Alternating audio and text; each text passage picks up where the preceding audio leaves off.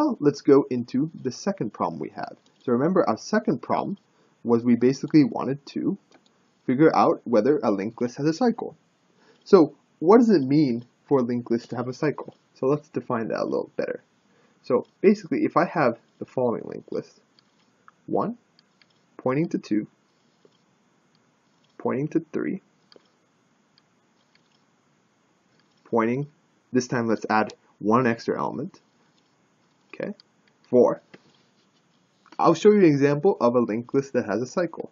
So what if instead of this ending at the end, so let me go get the eraser real quick. So instead of this being the empty linked list, what if instead this linked list pointed to right here? So what does that mean? Well, if we look in terms of pointers, I would start at my original link here, right? And then if I do link.rest, so every advance, so I'm just going to denote advance is equal to link.rest.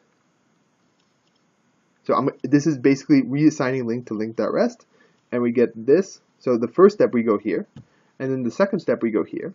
All's good. Then we go here. But now, instead of hitting the empty list, the end of the list, we actually end up going all the way back here. Oh wow, interesting. And then now we go, if we do one more time, we end up going here. Then we end up going here. Then we end up going all the way back again. So now, look what we have here. We have a cycle. So this is the key idea. This is a cycle. There's no way out of it. Once you're in the cycle, you're trapped. So we're going to actually use that idea to solve this problem. Okay? So, to show you how this entire process works, let me just erase all this real quick because it's messy. So basically what I wanted to show you there is what it meant to be a cycle. So let me just erase this. Alright, so now that we understand the process of what a cycle, or the idea of a cycle basically, in that basically once you get into the cycle, you can't get out. That's a key idea that we can use to solve this problem. So the actual solution to this problem is unbelievably elegant, and it's one of those algorithms that once you figure it out, like once you see how it works, you're like, oh man, that was so obvious. Why didn't I think of that? But it turns out to be one of the most difficult algorithms to come up with on your own. Turns out that this one guy, I don't know his exact name, but he came up with this after a long period of time, and he had a PhD in computer science. So we're talking about real experts right now. So this is a very incredibly difficult algorithm to come up with. So this is really a challenge problem. There are other ways to solve this, but this is the best way known to mankind as far. So get excited. So basically, what we're gonna do is we're going to use this basic fact that once you get into the cycle, you can't get out. So what we need to do is once we get into the cycle, what the key idea is, hey, is there a way I can check to make sure that it stayed in the cycle? So the key idea of cycle detection is to know when you basically have hit the cycle and you can't get out. So let's say we have a pointer, okay? So let's say that we start out with pointer 1 being right here, okay? And the thing is, when we go into a cycle, we want to have some notion that the pointer is stuck in the cycle. So to do that, we're going to introduce another pointer, pointer 2, okay? And pointer 2 is going to be like the check on pointer 1. So these two are going to be connected in a way, okay? So this one is, pointer 2 is going to check that pointer 1 is stuck in the cycle. So, now the really hard part to see about this is that the most efficient way to do this is to make pointer 1 and pointer 2 different speeds. So what do I mean by speeds? Basically, they go through the linked list at different times. And so what this means is, let's say I didn't have a cycle. So think about right now, basically a racetrack, a linear racetrack.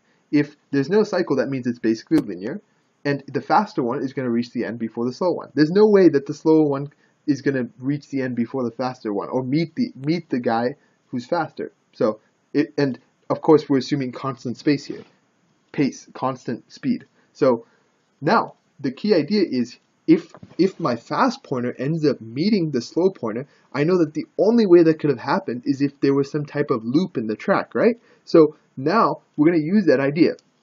So I'm just going to go through this iteration by iteration, and I'm going to highlight each iteration by different colors. So pointer 1 is going to be our fast pointer, and pointer 2 is going to be our slow pointer. And so so this is going to be iteration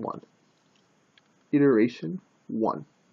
Okay, so in iteration 1, the fast pointer is going to get, so this is the hard intuitively to show, but basically the fast pointer, what we normally do is we go link to link.rest. The fast pointer is just going to take one more step. Instead of going to here, it's going to end up going to skipping all the way to here. So the fast pointer is going to be right there. So now notice that the fast pointer is stuck in the cycle. Okay, so this is going to be the key point. So now the slow pointer is going to now move one more until this. It's going to take its time. Okay, and then the fast pointer is going to go from here to, so it's going to go one step here, and then it's going to go one step. So it's going to go from here to here. So the fast pointer ends up being right here. Okay, and then where's the slow pointer now? The slow pointer advances one more step. So the slow pointer ends up being right here. Interesting. So it turns out that the slow pointer is ahead of the fast pointer right now. So let's look at one more iteration. Oh, by the way, that was iteration 2. I should have denoted that. So this was just iteration 2, and now iteration 3 is going to be the following. The fast pointer is going to end up right here, and the slow pointer is going to end up right here. Hey, these two ended up meeting. What was the only way that a slow pointer and a fast pointer could end up meeting? If there was a cycle. And again, think of the visualization where you're a runner in a racetrack. The only way that the faster runner can end up meeting the slower runner after the start is if there was some type of loop around. So that's the key intuitive idea here of how this works. So let's say that, okay, maybe it works for detecting if it's a cycle, but what if there isn't a cycle? How does it know that it basically there's no cycle? Like, okay, maybe you're convinced that it works for the cycles, but how does it know that it doesn't work for it? Basically, it works for all cases where it can detect where there's not a cycle and where there is a cycle. So let's look at a counterexample. So let's say now that we have the following linked list.